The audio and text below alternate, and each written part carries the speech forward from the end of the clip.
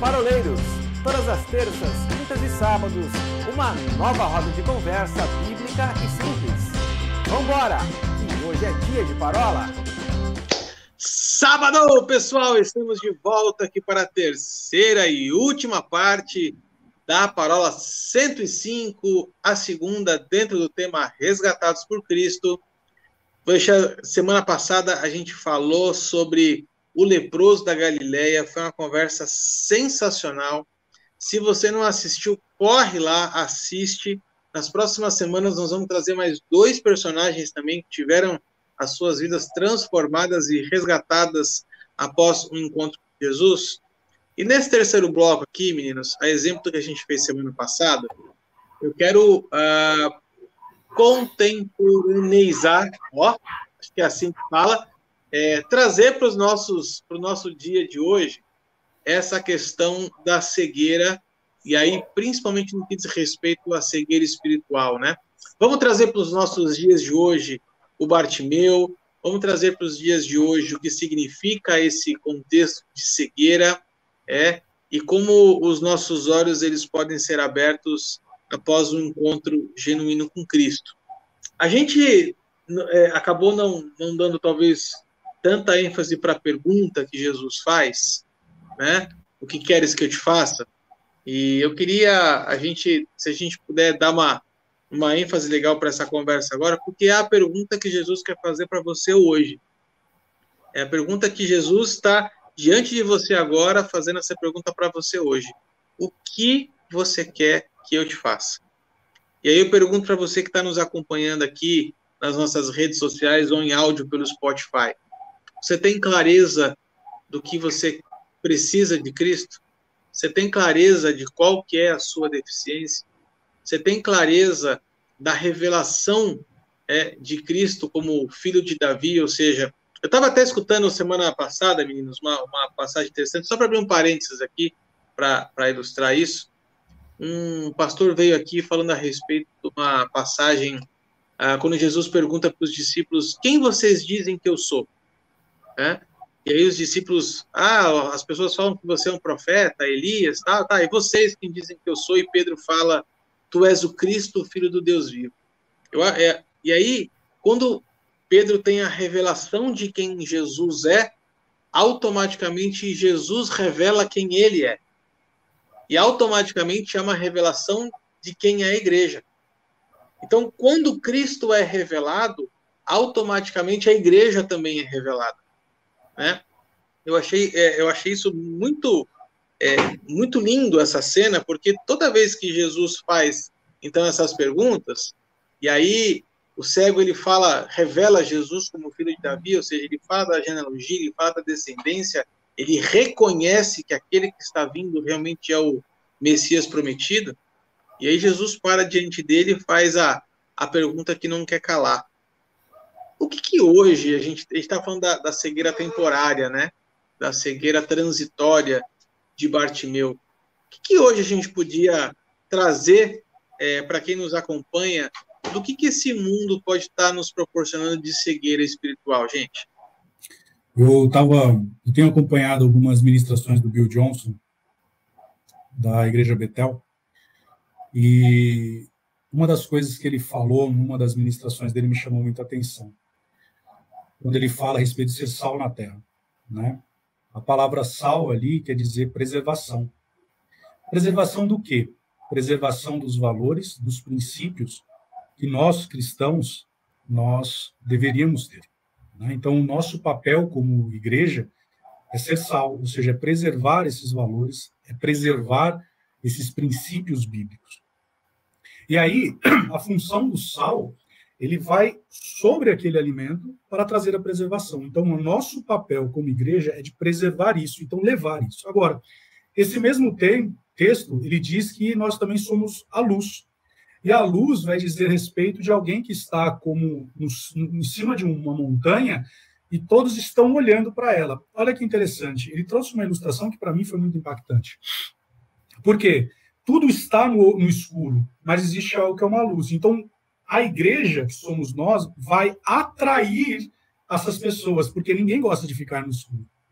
Então, hoje, mais do que nunca, hoje, onde nós temos uma inversão muito grande de valores, de princípios, eu creio que hoje, mais do que nunca, nós precisamos ser esse sal.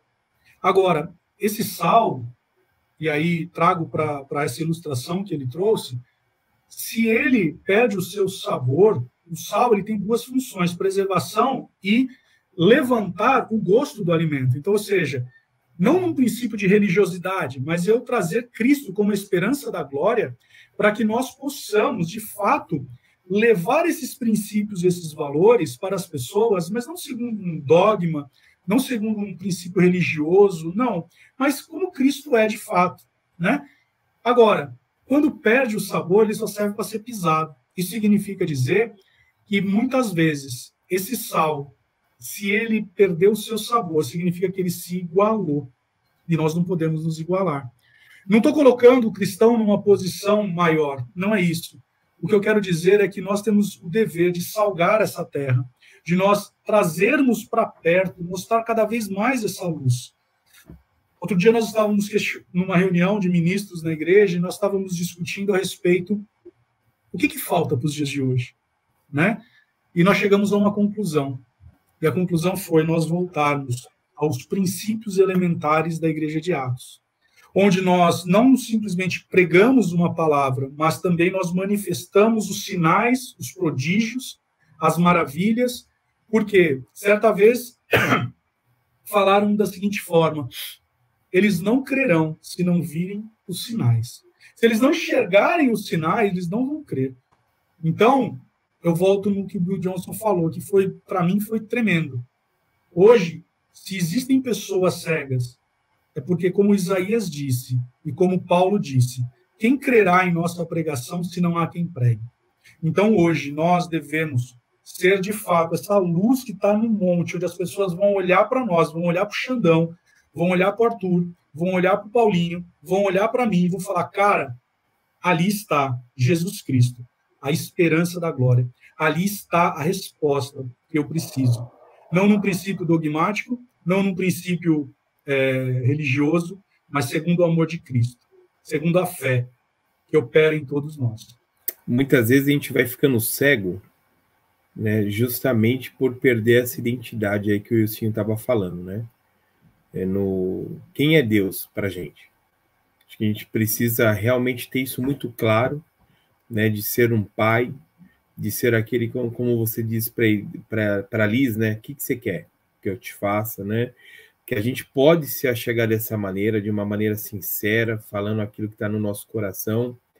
E aí, muitas vezes, a gente vai ficando cego porque a gente vai perdendo essa visão de quem é realmente Deus, né?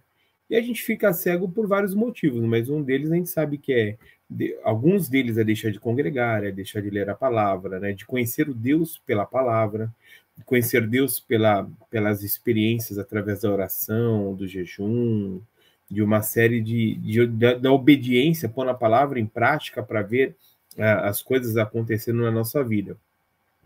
E aí fiquei, né, pensando em Bartimeu.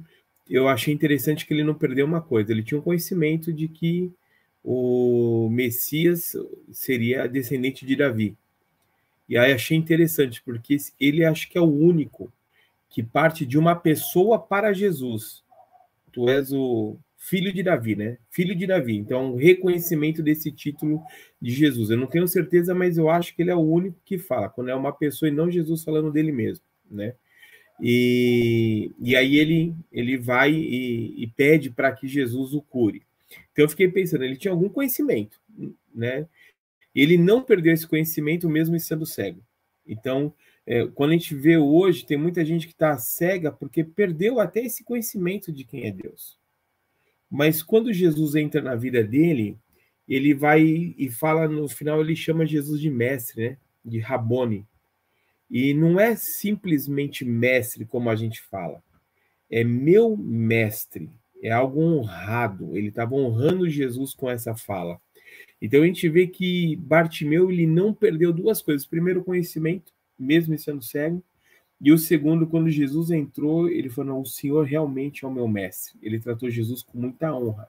E se a gente perder o conhecimento, se a gente perder a honra, se a gente for perdendo essas coisas por Deus, a tendência é que a cegueira espiritual vai tomar todos os 4 cantos do nosso ser, e aí vai ser muito difícil a gente voltar.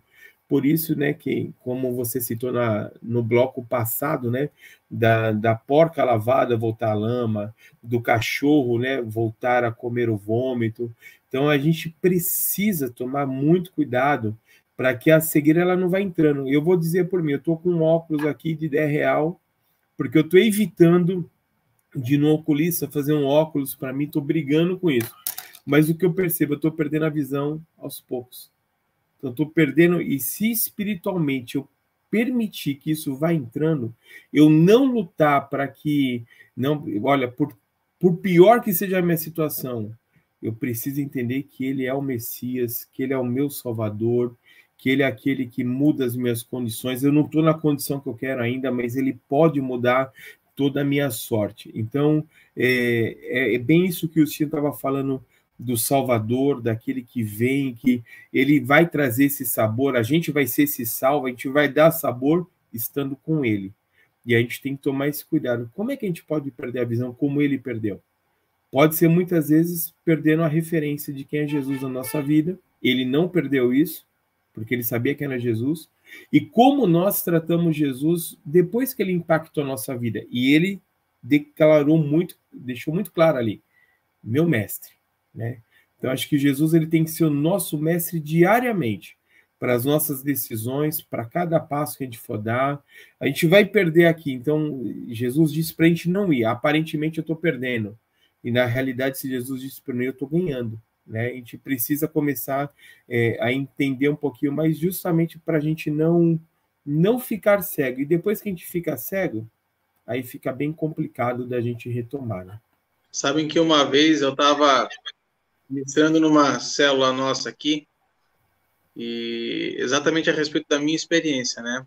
Não no que diz respeito de cegueira, mas no meu entender, às vezes tem uma coisa que ela é mais complicada do que a cegueira, que é a miopia, né? A miopia ou a catarata, enfim. Por que eu digo isso? Porque a miopia, ela não te impede de enxergar. Assim como a catarata não te impede de enxergar, mas ela te impede de enxergar com nitidez as coisas. Né? Se eu deixar de usar óculos hoje, meu grau é extremamente alto. Se eu deixar de usar óculos e decidir confiar naquilo que os meus olhos veem, eu estou perdido. Porque os meus olhos eles já não conseguem mais enxergar com clareza aquilo que muitas vezes está a mais de 2 palmos na frente do meu nariz. E aí, quando a pessoa se torna cega, 100%, né? Ela tem a plena consciência de que, de fato, ela não consegue enxergar. E aí ela vai desenvolver outras habilidades, muitas vezes, para disfarçar ou para conseguir acessar as coisas, porque, de fato, ela não enxerga. No meu caso, não.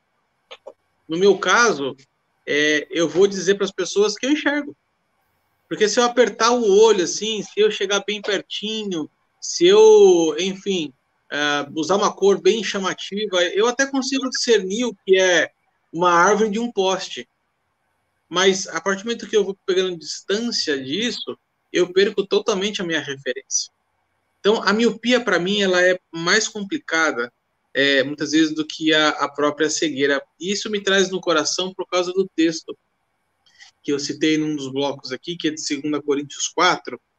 O apóstolo Paulo vai falar, a partir do versículo 1, a seguinte coisa: que pelo que tendo esse ministério, segundo a misericórdia que nos foi feita, não desfalecemos, pelo contrário, rejeitamos as coisas que vergonhosas se ocultam, não andando com astúcia, nem adulterando a palavra de Deus. Antes, nos recomendamos à consciência de todos na presença de Deus para a manifestação da verdade. Mas se o nosso evangelho está encoberto, é para os que se perdem que ele está encoberto, no qual o Deus deste século cegou o entendimento dos incrédulos, para que sobre eles não resplandeça a luz do evangelho da glória de Cristo, que é a imagem de Deus. Então, eu vejo que a relativização do evangelho, a relativização da pregação da palavra, aí eu vou pegar um gancho do Wilsinho, eu vou pedir até para o senhor repetir se eu estiver falando errado, que é assim, é fácil você discernir aquele que fala 90% errado e 10% certo. Mas como é difícil você discernir aquele que fala 90% certo e 10% errado. É porque são exatamente esses 10% que vão causando a cegueira nas pessoas, né? A relativização do evangelho. A gente vai ficando cego para as coisas de Cristo porque as coisas do mundo vão se tornando mais atrativas. Will, eu queria que você falasse um pouquinho sobre essa frase, essa equação que você fala, acho tão legal. Esse é um professor nosso, Marcelo Saraiva, ele, quando na aula de doutrinas básicas da Bíblia, ele cita a respeito da falsa doutrina, né? Então, ele fala basicamente o seguinte, que se você identificar uma pessoa falando 50% fora da doutrina e 50% na doutrina, você consegue facilmente discernir. O problema é quando você tem uma pessoa 90% na doutrina e 10% fora. Esse 10% é o que acaba trazendo desvio. E é muito interessante essa fala, porque no livro do Luciano Subirá, o Graça Transformadora, ele no seu prefácio, ou na sua introdução, nos primeiros capítulos, ele fala exatamente sobre isso. Ele fala sobre o falso profeta e o falso mestre. Ele fala a respeito de uma preocupação que tem tido, isso falando do coração dele no livro, né? Ele fala como é importante nós, de fato e de verdade, conhecermos o que é graça. E aí ele faz essa mesma ilustração, ou seja, pessoas que hoje estão ouvindo falar a respeito de uma graça libertinosa, ou seja, que me dá uma oportunidade, ou abre uma porta para que eu peque. E quando ele fala a esse respeito, ele traduz exatamente isso, ou seja, como a gente deve tomar cuidado com aquilo que nós temos ouvido. É a brincadeira que eu faço, né, quando eu estou dando aula lá na igreja. Existe uma música no departamento infantil, que é cuidado o ouvidinho com o que ouve, cuidado o olhinho com o que vê, né? Porque muitas vezes nós estamos sendo contaminados sem nós percebermos. E aí muitas vezes, e a palavra mesmo fala, né, tem muitas vozes. Qual é a voz que nós estamos ouvindo? Só para encerrar aqui a minha participação, outro dia um irmãozinho lá da igreja, ele me mandou um vídeo de uma pregação para assistir, e ele falou, cara, olha que bênção que esse cara fala, tal. E nós temos que ser como o povo de Bereia, né? E quando a pessoa está ministrando, você, opa, pera um pouquinho, deixa eu ver se faz sentido o que esse cara está falando, tal. E ele estava falando sobre fé. E eu virei para esse irmãozinho que mandou o vídeo e falou, e aí, o que você acha desse vídeo? Eu falei, você vai ter que ler o livro tal, assistir 3 pregações do pregador tal e mais isso aqui, depois a gente conversa. Quando ele assistiu a primeira pregação, ele me ligou e falou o seguinte, o cara escapou a marcha, né? Eu falei, escapou a marcha? Ele nem engatar, ele engatou. Porque, de fato, a gente tem que estar muito acurado com os nossos ouvidos, naquilo que nós estamos ouvindo, naquilo que nós estamos vendo, né? Porque a palavra fala do que deve guardar, guarda o seu coração. E, de novo, nós estamos aqui para salgar, para preservar a sã doutrina. Como o próprio apóstolo Paulo falou ao seu filho na fé, Timóteo, né? Então, nós devemos combater o bom combate, guardar o nosso depósito, porque, senão, os dias são maus, já diz a palavra do Senhor. Sim. Xan, vou te dar uma cutucada no finalzinho aqui. O senhor estava falando da questão da cegueira doutrinária, né, dos cegos espirituais. Me veio no coração 2 passagens nas Escrituras que falam a respeito disso, e as Escrituras usam exatamente a expressão cego, né? Ele escurecia a visão. Um deles é o Eli, né? Sacerdote Eli, lá em 1 Samuel, vai falar que as visões não eram muito raras e já tinha escurecido os olhos de Eli, né? E a segunda é uma paulada, uma foice, né, na canela, que Jesus ele faz para os fariseus, onde ele chama os fariseus de cegos guias de cegos, né? Cego guiando o outro cego.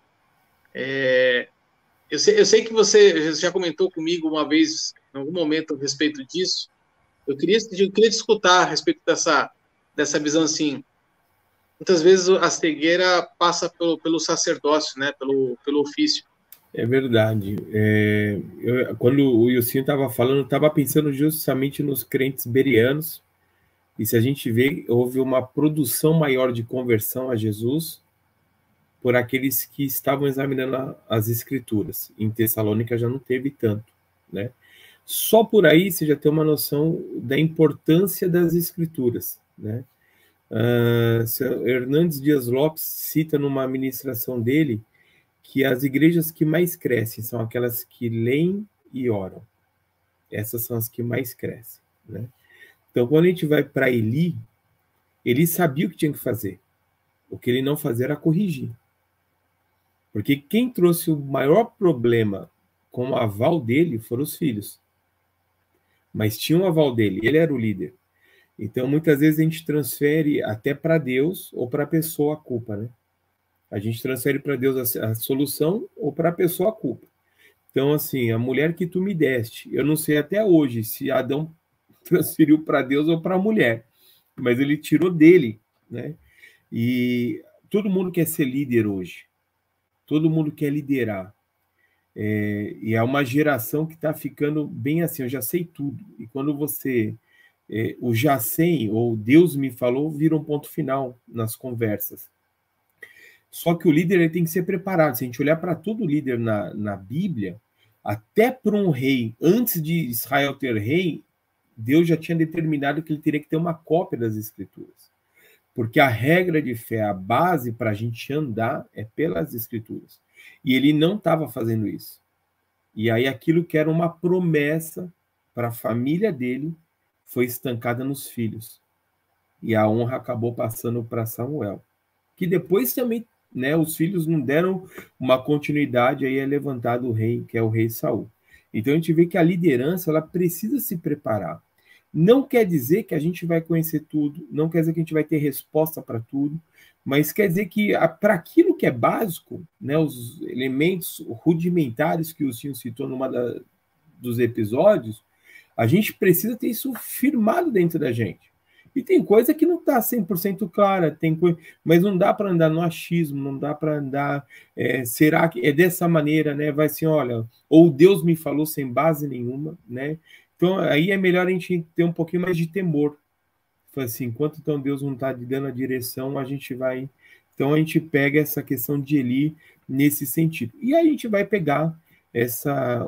Hoje, muita gente querendo liderar, cegos guiando cegos, muita gente... E aí eu não quero criticar quem está no YouTube, mas se a gente não tiver uma peneira, que é pela palavra, aquilo que está sendo ministrado nas redes sociais por aí, a gente pode estar, né, muitas vezes coando o camelo, mas o mosquito, mas deixando passar camelo. Então a gente tem que tomar muito cuidado, né? E aí, porque isso eu escuto bastante assim, eu tenho o meu discipulador. Eu acho isso muito forte. Quando as pessoas se colocam debaixo de uma outra pessoa, então assim, existe a glória daquele que é o discipulador e aquele que está se colocando embaixo. Isso é muito perigoso. Eu sei que nós discipulamos pessoas, mas muitas vezes eu ouço isso como se fosse algo honroso. E tem que ser algo mais temeroso. Então, assim, eu vou guiar até onde eu estou vendo. Daqui para frente, querido, a gente vai para oração, a gente vai buscar, mas eu não posso te dar respostas ou criar histórias para poder te direcionar. Porque a gente vai cair no abismo e vai cair os dois. E ontem estava citando, se eu não me engano, acho que é só para mestre, que fala assim, olha, não queiram ser mestre. Não é isso que a Bíblia fala? Porque assim, esse vai ser cobrado. Então, assim, as pessoas querem ensinar, querem fazer... E tem coisas que não se fecham. Se a gente não se fecham assim, só numa frase, ou só num conceito. Se a gente pegar a Bíblia, você vai ver assim, da área financeira, ela vai falar de dízimo, ela vai falar de oferta, ela vai falar de primícia, vai falar para aquele que está no pecado, ele não prospera, então o pecado atrapalha. Olha quanta coisa, assim, Deus leva para o deserto para provar nosso coração, para quando a gente for abençoado não dizer que foi a nossa força. Então não é só dizimei e prosperei. Tem muita coisa envolvida.